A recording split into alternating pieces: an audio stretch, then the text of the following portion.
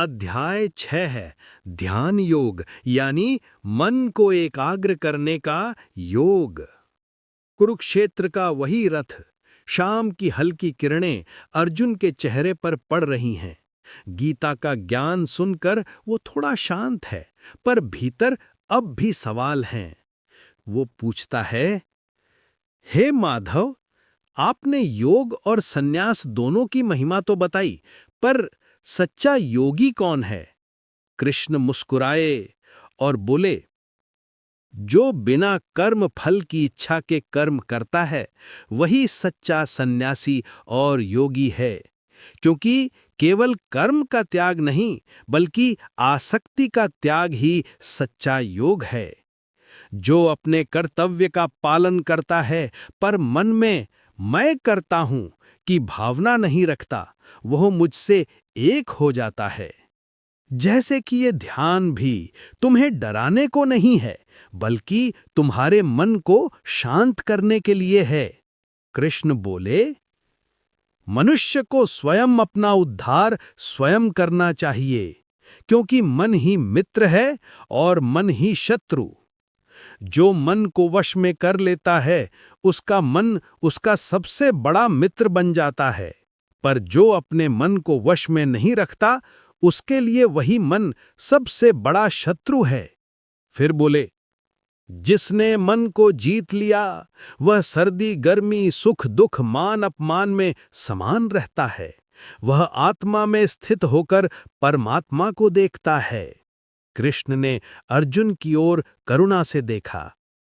ऐसा योगी ब्राह्मण चोर कुशल अकुशल सब में एक ही आत्मा को देखता है।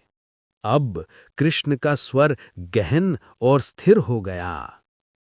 बोले, योगी को एकांत स्थान में रहना चाहिए, मन को संयमित रखे, आशा और इच्छाओं से मुक्त हो जाए।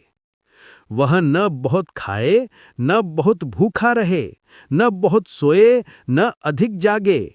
जो आहार, आचार और निद्रा में संयम रखता है, वही योग में सफल होता है। कृष्ण ने समझाया, योगी को एक स्वच्छ स्थान पर आसन लगाना चाहिए, न बहुत ऊंचा, न बहुत नीचा।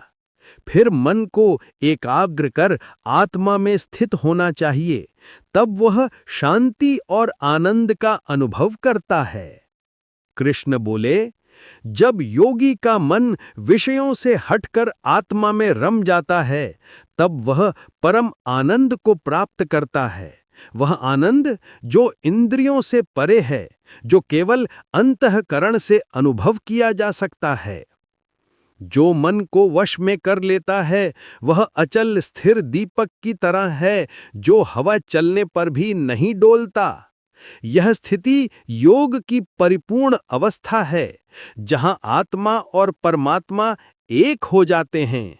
जो इसे जान लेता है, वो किसी भी दुख से विचलित नहीं होता।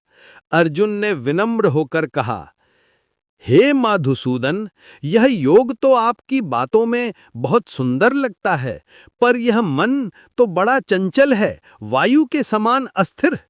कृष्ण ने हल्की मुस्कान के साथ उत्तर दिया, हे अर्जुन, सत्य है, मन चंचल और बलवान है, पर अभ्यास और वैराग्य से इसे वश में किया जा सकता है।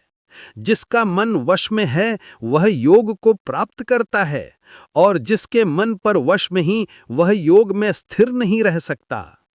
अर्जुन ने फिर पूछा, यदि कोई योगी साधना करते हुए बीच में असफल हो जाए, तो उसका क्या होगा हे कृष्ण? कृष्ण बोले, ऐसा व्यक्ति नष्ट नहीं होता अर्जुन। धर्म मार्ग में किया गया कोई भी प्रयास व्यर्थ नहीं जाता। वह अगले जन्मों में श्रेष्ठ कुल में जन्म लेता है, जहां उसे पुनः योग की प्रेरणा मिलती है। पूर्व जन्म का संस्कार उसे फिर से साधना की ओर खींचता है, और अंततः वह परम लक्ष्य को प्राप्त करता है।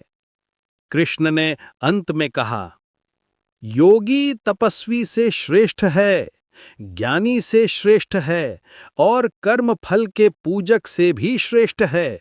इसलिए हे अर्जुन, तुम योगी बनो। फिर उन्होंने प्रेम से कहा, और उन सभी योगियों में भी वह श्रेष्ठ है जो श्रद्धा से मुझ में लीन रहता है और मन से मुझे भजता है। वह मेरे द्वारा ही मुझको प्राप्त करता है। श्री कृष्ण ने अर्जुन की ओर देखा। उनकी वाणी में मधुर दृढ़ता थी। हे पार्थ, जो मन को स्थिर कर मुझे भजता है वही सच्चा योगी है।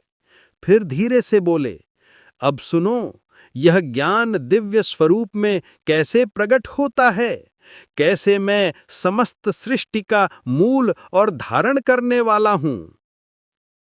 अगला अध्याय, अध्याय 7, ज्ञान विज्ञान योग यानी परमात्मा के स्वरूप का रहस्य, जहां श्री कृष्ण बताएंगे ज्ञान और विज्ञान का अंतर, ईश्वर की शक्ति और स्वरूप, और क्यों केवल भक्ति से ही सच्चा ज्ञान प्राप्त होता है।